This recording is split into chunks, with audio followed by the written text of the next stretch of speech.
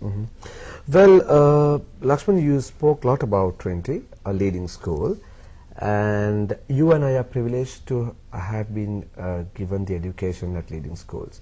Now, when you talk about your school, which is a leading school, I have a feeling that there is a disparity of treatment towards the people of this country, because the companies and the society gives a certain weight onto the school that you have Studied, is it? studied. Yeah.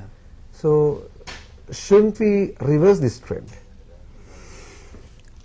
No, I'll tell you. And a frank answer from you. Yeah, very honest answer. Because, let me interrupt you. See, if a person from your school comes without ordinary level, you would probably overlook a person with a degree. With a degree.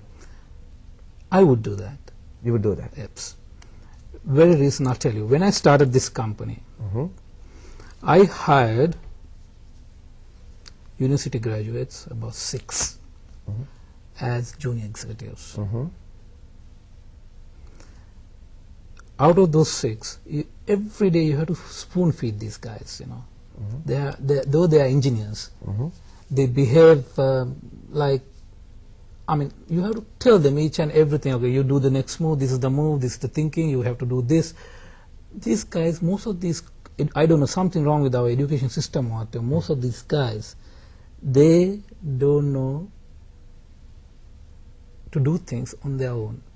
But you make sure, now there are guys when coming out of the government schools plus the universities who either back home they have been taught to, you know, do things on their own, and you know, who have been given, who have a driving factor. Those people go very far. But people who think I'm an engineer, I should not go and check those things, or I should not. I should sit in my chair and I have to do everything. Now I work with Nestle's. I've been to, when I go to Nestle's, I have seen their factory manager, a New Zealander once I met. He was in shorts, and these guys are moving into the machines. They check everything what is going on. But would a factory manager of a Sri Lankan origin would do that? But when they go overseas, you'll see They do that. They do that, and they are the best. They are the best. They perform so well. But here they're shy. They're shy to say what they do. You know. But as a Trinitian, as a Trinitian, I mean, that's why I say, if I had to do any low position today, I can do it. Because my mentality is not that what you do is the status, you know. You have to do. I mean, if I have to do a job, that is I should be proud of my job. Mr. Fonseka, I'm not still content with your answer. Like, let me be more elaborate on the question that I asked. Like, you know, we have had a culture, especially if you look at the last 3 to 4 decades, where people favored to the school that you have had your education. That has marginalized thousands and thousands of the youth who come from ordinary families. Okay. And there have been certain instances where companies have taken the wrong decisions. So what I'm saying is that this situation has created a rat race for the parents to make sure that their students go to leading schools. Yeah. So in that context, what my question is, shouldn't we reverse this, and shouldn't we have an equal level playing field for everyone, irrespective of which school they come from? I agree with you on that, but sometimes, you know, as I mentioned in my first, when I introduced about my college, at Trinity College, they make a complete person, complete human being. Probably he is only qualified up to O levels or A levels, but he is a person at that age who can evaluate, analyze, and take decisions. They make a complete product to the society. But most of the schools, what they get all the children to go and study, no sports, no nothing, no extra activities. They come to class, then they go to tuition classes, then they go home. That's their life. Just imagine a person doing that for 13 years. By the time he comes to work, he's so tired. But in my life, I have done farming, I have watched pigs, I have played rugby, I have played boxing, I have played hockey, I have played basketball, right? I've done all those things in school, right?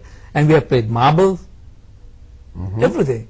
We had a school life, and we had a youth life. We were enjoying our life. Don't you think that you are one privileged kid, whereas there are many underprivileged kids due to socio-economic conditions prevalent in our country? But we see a vast difference from what it was 20 years back. Yeah, it has improved a lot. But what I'm trying to tell you, I mean, if in the world, if you're going to have everybody equal thing, it won't happen as well, isn't it? But but what I'm trying to say is, now there could be schools. Now I heard in Hambantota they have put up a new school. I can't remember the name of. I just saw. But then they have produced the first kid who got the best results. Yeah, that's at the Beliata seat. I found it's called the Beliata Vijayabha School. But anyway, it was established by His Excellency President Mahendra Rajapaksa, and it's a school with all the state-of-the-art, cutting-edge technology. So who to be blamed? Am I to be blamed because my parents managed to allow me to go to Trinity, or the people who are running the country? Now, President have done that. Yes, it's good. We should talk about it. If it is a good thing he has done. So all the other politicians, they should do. Like now, Trinity College was given the Askiria Stadium. Honorable Gamsa Nayak made it a test venue. We were the only school in the world that owns a test venue. Soon after that, President Premadasa immediately made Kettaram in Colombo, because at that time ministers were competing with each other to do development. So when President Rajapaksa does these type of things, the other ministers also should go and develop schools, develop things, give this benefit, mainly concentrate on education and allow these children to have, because we are a race that have over 2,500 history, and if we are given the opportunity, we can do very well. And don't sell these housemaids and things like that. Sell professional labor. Professional labor. I mean, we can educate these children to this where it suits the world. Needs in professional line. So anyway, I'm very happy. At least Hambantota, it has come, school has something that has come up. Well, we are still with the days that you spent at during your school days, and the learnings that you have achieved at Trinity. Now, you are a rugby player. I've seen you at the rugby venues. I've seen you at the clubs, at the matches, and I have seen you as a very observer with a very resolute composure. You were a fullback and a wing quarter for Trinity College, and you were a rugby player too. So, what did rugby bring to your life? It makes you to be very, very brave, very organized, and a team player. Rugby you can't play as an individual. It has to be an extremely good team player. You have to protect your guys. It's teach you how to be like a unit. So those little things, you can't spell it out and say this is. But in your normal life, these things, when you take decisions, when you try to do things, these things influence you. These experiences. Now, you played rugby during the late 80s. That's correct. And rugby has evolved as a game in Sri Lanka and has taken to the masses.